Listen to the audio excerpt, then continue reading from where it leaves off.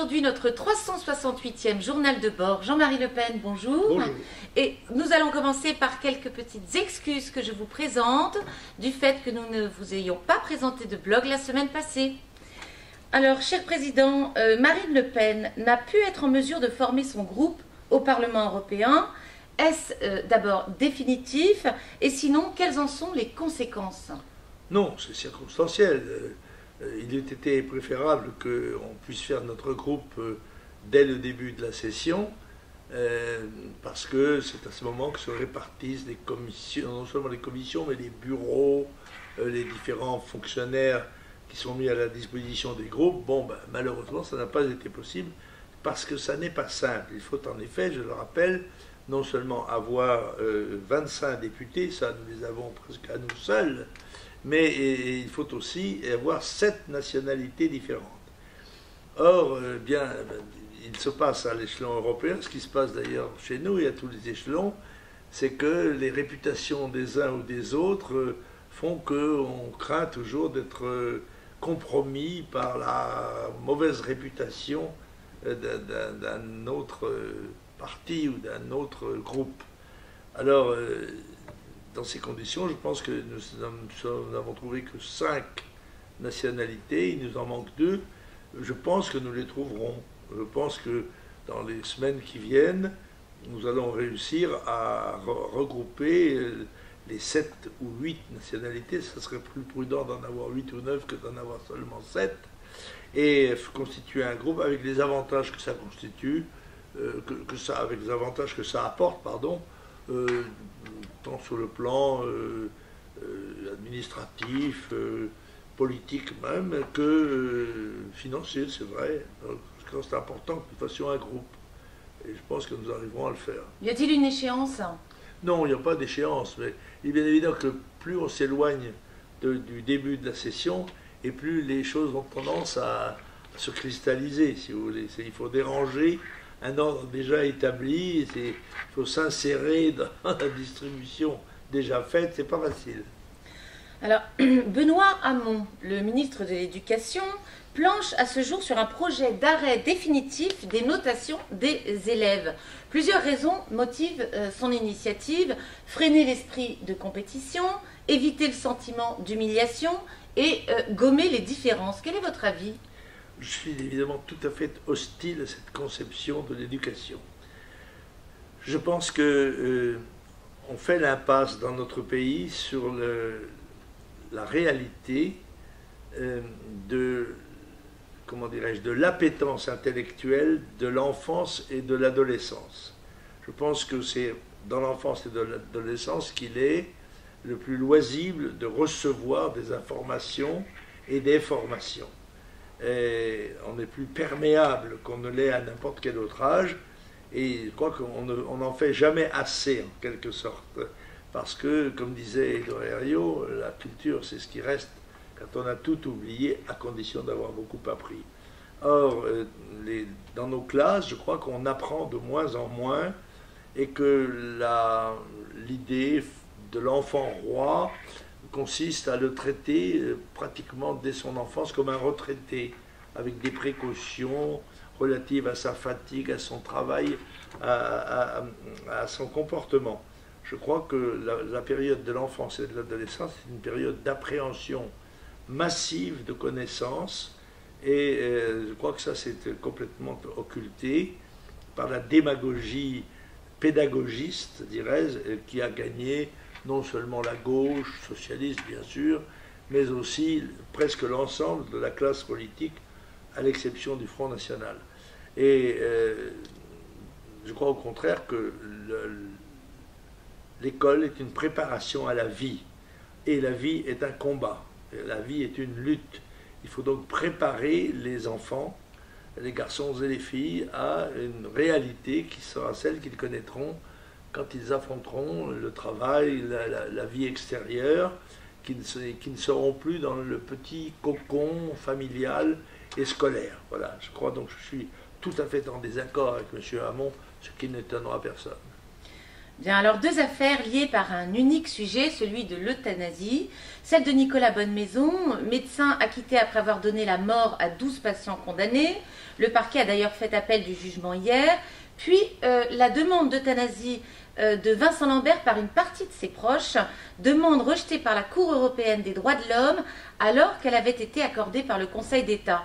Le sujet est très complexe. Qu'en pensez-vous, Jean-Marie Le Pen? Écoutez, j'en pense comme vous que c'est un sujet extrêmement complexe qui touche à l'éthique, qui touche à la morale, en quelque sorte, qui touche aux convictions religieuses pour beaucoup de nos concitoyens, qui touche aussi à la sécurité publique et au droit à la vie qu'ont les uns et les autres.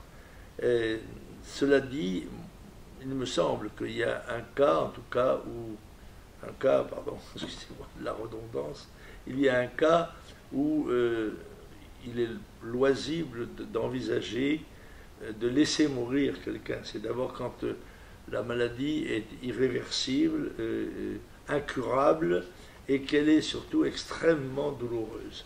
Et dans ces conditions, je pense que généralement la famille et les médecins sont d'accord pour atténuer la souffrance dans de telles conditions qu'elles aboutissent à la mort. Mais encore une fois, c'est un problème de conscience personnelle et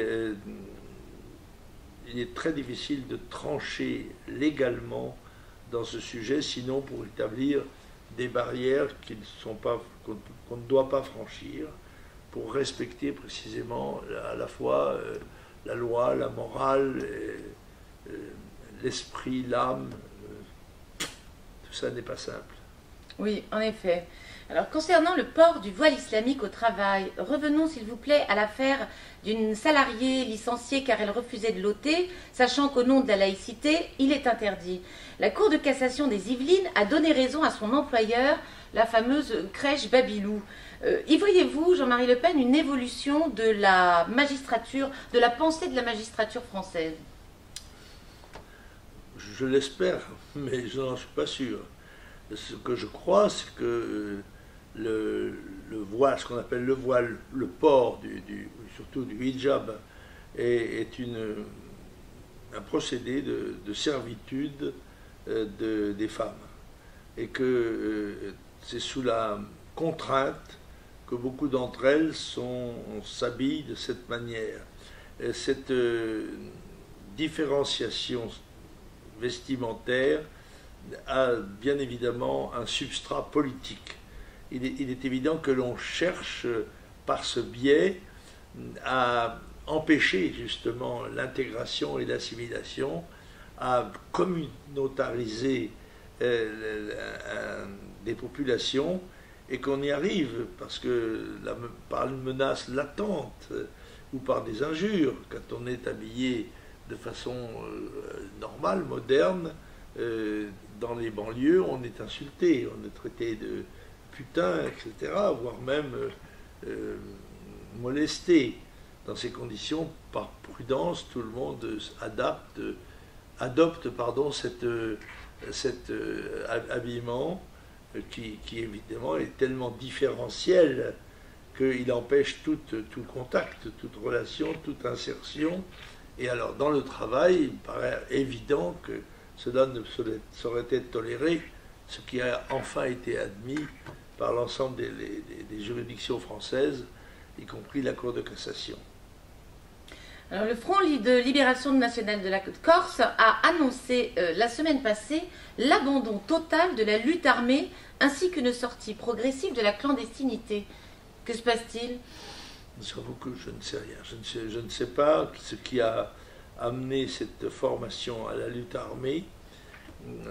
Je ne sais pas ce qui l'a fait sortir de sa détermination préalable. À dire vrai, je m'en félicite. C'est quand des gens qui portent les armes dans le combat politique intérieur décident de se ranger dans le camp des respectueux de la loi, je m'en félicite. Mais je n'en ai pas d'explication, je ne sais pas. Bien, alors le sujet de l'Irak, vous tenant particulièrement à cœur, Président, sachez que le patriarche chaldéen Louis-Raphaël Ier vient de lancer un énième appel au secours à l'Occident, expliquant que des villages chrétiens irakiens sont chaque jour brûlés, pillés, les populations massacrées en toute impunité, et ce, dans le plus grand silence politico-médiatique. Ce sont des hommes qui meurent dans le silence entre deux hollas d'un stade de foot brésilien, a-t-il rajouté. Pourquoi ce silence, Jean-Marie Le Pen? Et nous, que pouvons-nous faire, nous occidentaux? Bon, je crois que c'est un sujet général. Bien sûr, la persécution, la mise à mort, les tortures infligées aux chrétiens, et pas seulement en Irak, aussi au Nigeria, un petit peu partout, par des fractions armées islamiques extrémistes, devrait interpeller le monde chrétien tout entier, dans toute ses hiérarchies et dans tous ses peuples. Malheureusement, il y a dans ce domaine une attitude délibérée des médias qui, à mon avis, pourrait être analysée comme une complicité, mais qui traduit plus sûrement, je crois, une peur. On craint désormais de déplaire et d'être l'objet de représailles de la part de gens qui sont capables, en effet, des excès les plus grands. Et c'est vrai pour tout ce qui touche à la délinquance et à la criminalité d'origine diverse, dirais-je. Et c'est vrai aussi pour les événements étrangers. Je crois savoir que c'est le frère de notre ami Gollnisch qui, en France, l'abbé Gollnisch, est chargé de la question des chrétiens d'Orient. Et je pense qu'il doit avoir de grands soucis, mais tous ceux qui ont au cœur la sympathie, la solidarité que l'on doit avoir à l'égard de tous ceux qui souffrent, mais surtout, principalement, à l'égard de ceux qui sont proches de nous et qui souffrent à cause de leurs convictions religieuses, qui sont persécutés, je crois, des manifestations courageuses de solidarité.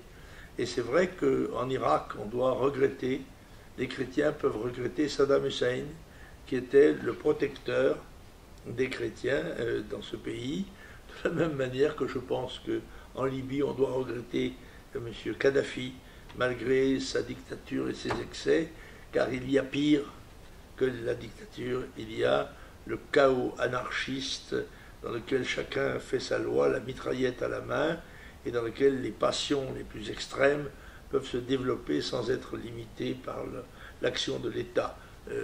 Malheureusement, c'est un sujet qui touche l'ensemble du monde et que nous devrons bien un jour ou l'autre affronter, à moins que nos élites aient décidé de se coucher définitivement, auquel cas c'est au peuple qu'il appartiendra d'assurer sa propre défense.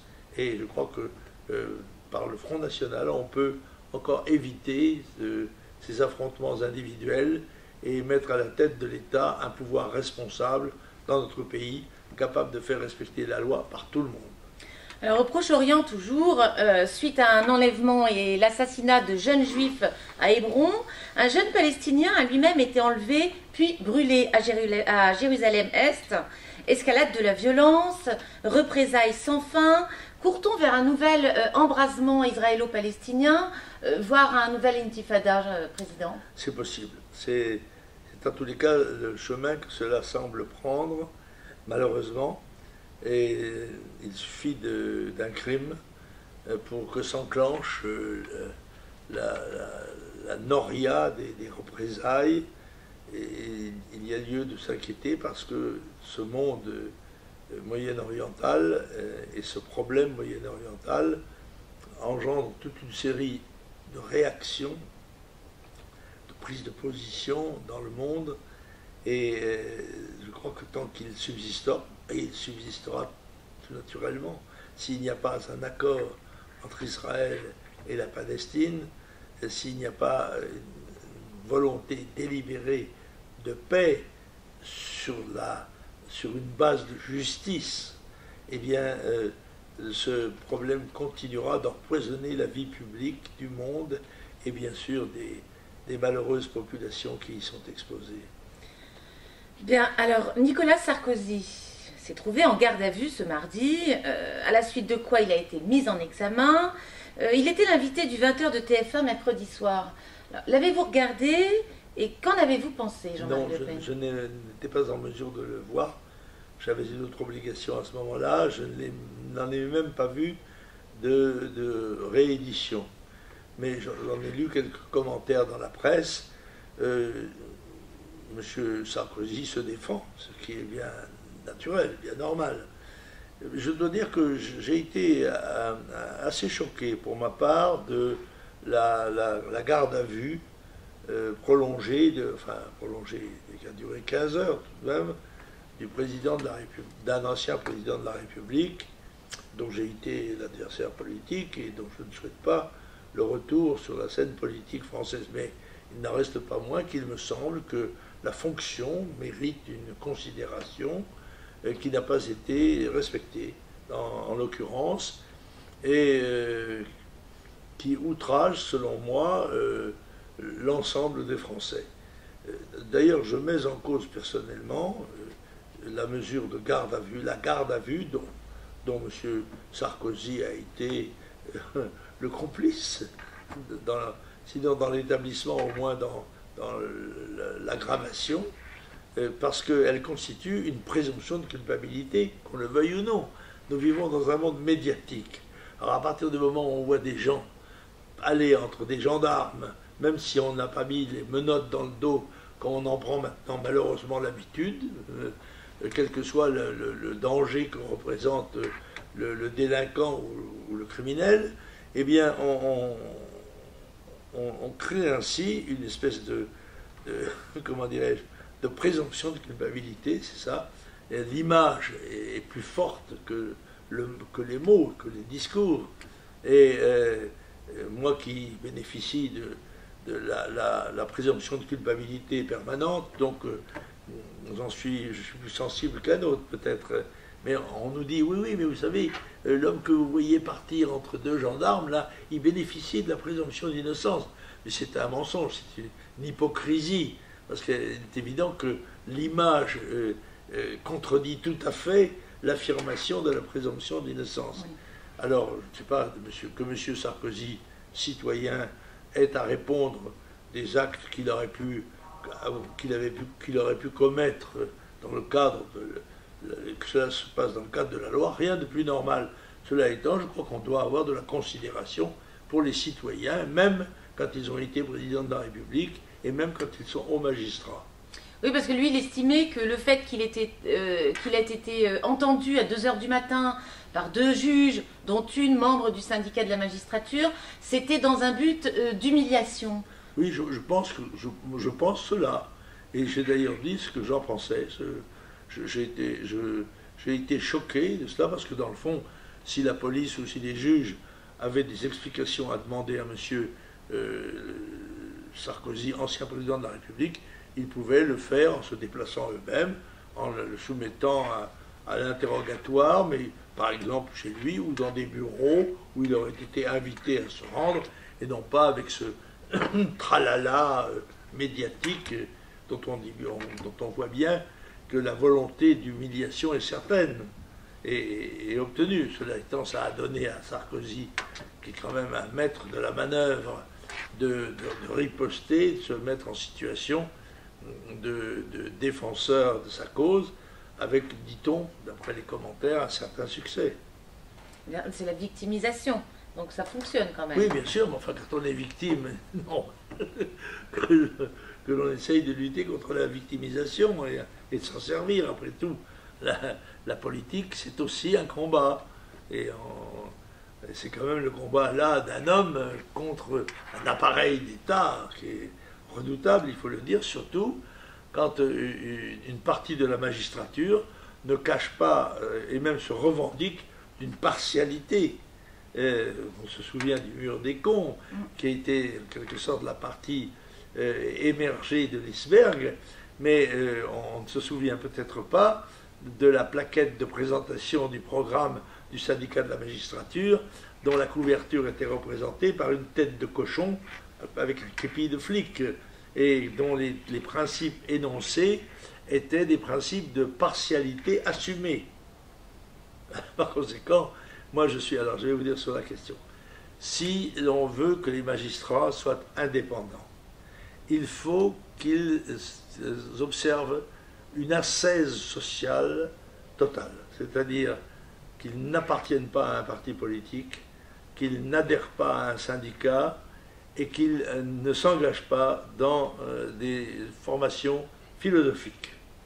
Car dans chacun de ces cas, on peut les soupçonner d'être influencés par l'organisation à laquelle ils appartiennent. Voilà.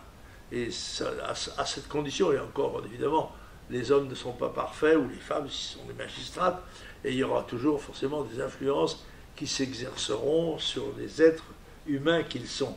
Mais les limiter me paraît être une formule nécessaire dans notre société, si l'on veut que les magistrats soient considérés comme des juges en quelque sorte libres et indépendants.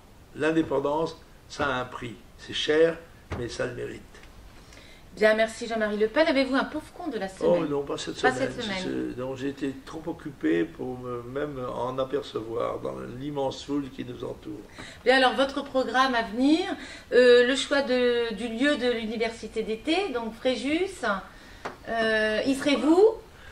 Oui, si j'y suis invité, oui, pourquoi pas, si ça coïncide avec ma période de vacances aussi, parce que même moi, j'ai droit à des vacances. Et il y a beaucoup d'autres obligations. Par exemple, je prends la semaine prochaine, et lundi, on doit être à Bruxelles, et on doit de nouveau être à Bruxelles mercredi. Il y a un bureau politique et une commission d'investiture mardi. C'est vous dire que malgré le mois de juillet, on a du travail au Front National, et pas seulement moi, mais tous les autres, bien sûr. Alors, bien sûr, je m'associe chaque fois que c'est possible aux manifestations les plus extérieures du Front. Et je crois que cette opportunité doit être servie par l'enthousiasme de nos adhérents, nos jeunes adhérents. Il faut les encourager eux aussi à entrer dans la bataille dont dépend leur survie et leur indépendance. Bien, alors je vous remercie beaucoup Jean-Marie Le Pen et nous nous retrouvons la semaine prochaine. Oui, j'espère. Au revoir.